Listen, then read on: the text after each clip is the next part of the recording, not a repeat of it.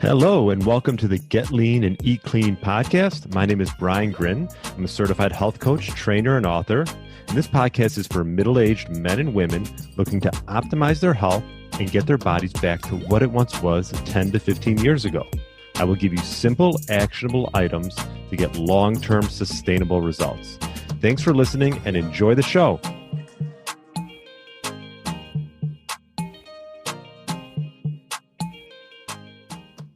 All right, welcome to the Get Lean, Eat Clean podcast. My name is Brian Grin. I hope you had a great weekend. And if you did celebrate the Jewish holiday Yom Kippur on Monday, hopefully you had an easy fast and spent some time with some family. Hopefully you had some time to listen to my interview with Laura Rupsis. She is a primal health coach, also handles admissions over at the Primal Health Coach Institute, and is a podcast host of Health Coach Radio, which I will be on in a few weeks. Looking forward to that. So in the interview, we touched on her work-rest formula, the importance of habitual eating. I liked when she talked about that, and the ancestral dietary approach. So definitely check out my interview, episode 290 with Laura Rupsis, if you haven't already. Now, on today's micro podcast, we are going to touch on protein, protein timing, and how much is sort of sufficient. One of the things as we age, it's something that we sort of have to keep an eye on, because especially if we are active and exercising, there's studies showing that as we get older, we actually have to aim for more protein because we sort of get a muted response of muscle protein synthesis once you get past the age of, like 60 and beyond. So if you are resistance training, you should have more protein. You're probably under consuming it. Instead of having celery sticks and carrots, you should be having eggs and beef and tuna and fish. If for some reason, you are a vegetarian, that's fine as well, if that's a choice of yours. But you might want to think about supplementing with protein and potentially creatine. Creatine is one of those things I've talked about it in another micro podcast, so I'm not going to go into it today, but it's one of the most highly studied supplements out there. And it's a great, widely used ergogenic aid around exercise. So if you're not eating red meat, because creatine is mainly found in red meat, then you should think about supplementation with creatine as well. But anyways, that's just a tangent. As far as protein thresholds and targets, I think one of the things that I found that I struggled with a little bit was getting enough protein in when I was doing one meal or two meals a day. And there's some studies around the fact that you want to sort of have this balanced distribution of protein intake throughout the day in order to maximize your daily muscle protein synthesis rates. So I've talked about this with Dr. Don Layman. If you haven't checked out that interview, check it out. He's sort of the godfather of protein, and this balanced distribution of daily protein intake over like three main meals has been shown to result in a higher 24-hour what's called muscle protein synthesis rates when compared to an unbalanced distribution in which protein is consumed only at one meal. So I think that if you are doing a lot of decent, if you're doing some fasting and you're having maybe just one meal a day, perhaps you should start thinking about maybe just adding in one or two other times where you can consume some protein. I mean, you don't have to necessarily sit down and have a huge meal, but maybe that might be time to add in just a protein shake, perhaps in the morning to start the day. Fasting obviously can have plenty of benefits. It can sort of give you boundaries around your day, and help with, gut issues and things like that. But if you are exercising, you may not be sufficiently optimizing what's called muscle protein synthesis. So keep that in mind. It's something that I sort of have taken to heart just from all of my interviews with different experts and my own research.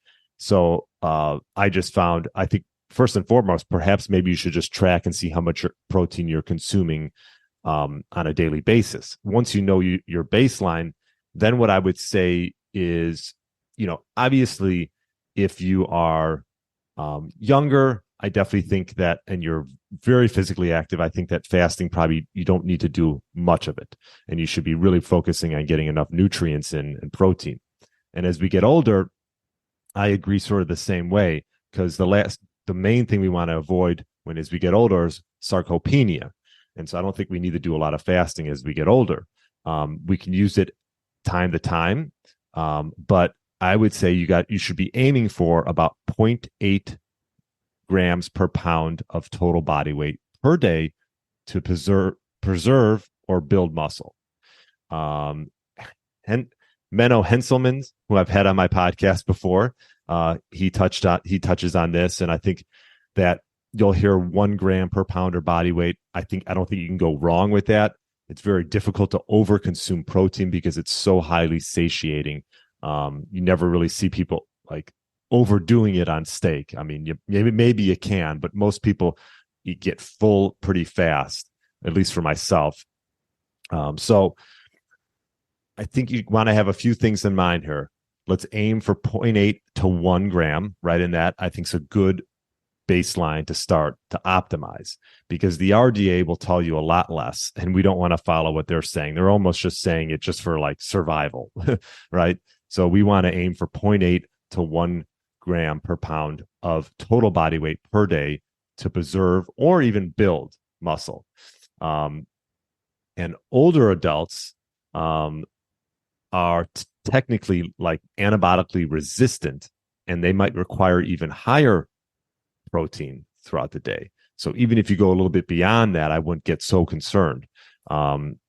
Mainly just due to this muting effect that can happen as we get older.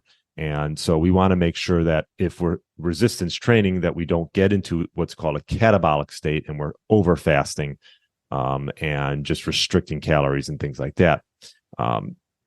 Because there's definitely plenty of studies showing that you can still build muscle 60 plus year old males and females. So it's never really too late. So that's what I want to touch on today, is that if you are resistance training, make sure that you're having enough protein and not just coming home and having an avocado and celery sticks and maybe quinoa. Quinoa does have some protein, but you should be really aiming for having, eggs, ground beef, grass-fed beef if you can get it, maybe some fish from time to time. And as you're older, definitely keeping an eye on it, because it is a bit, that consuming protein as you get older is something that's really beneficial and something that should be, if anything, tracked as, on a daily basis, at least for a few weeks, just to get an idea where you're at, and then set goals from there. But like I said, I think the main goal is 0.8 to 1 gram per pound of body weight to, have sufficient results. So that's all I want to touch on today. Also, too, I'll leave some studies that I sort of drew some of these conclusions from. And if you are only just having one meal per day, perhaps you should think about having a little bit more of a balanced redistribution of that daily protein intake throughout the day to help with muscle protein synthesis as well. So anyways, hope you have a great rest of the week. I'll talk to you on Friday. And if you have any questions regarding this, you can email me, brian@briangrin.com. Have a great rest of the day, and I will talk to you later. Thanks for listening to the Get Lean, Eat Clean podcast. I understand there are millions of other podcasts out there, and you've chosen to listen to mine, and I appreciate that. Check out the show notes at briangrin.com for everything that was mentioned in this episode. Feel free to subscribe to the podcast and share it with a friend or family member that's looking to get their body back to what it once was. Thanks again, and have a great day.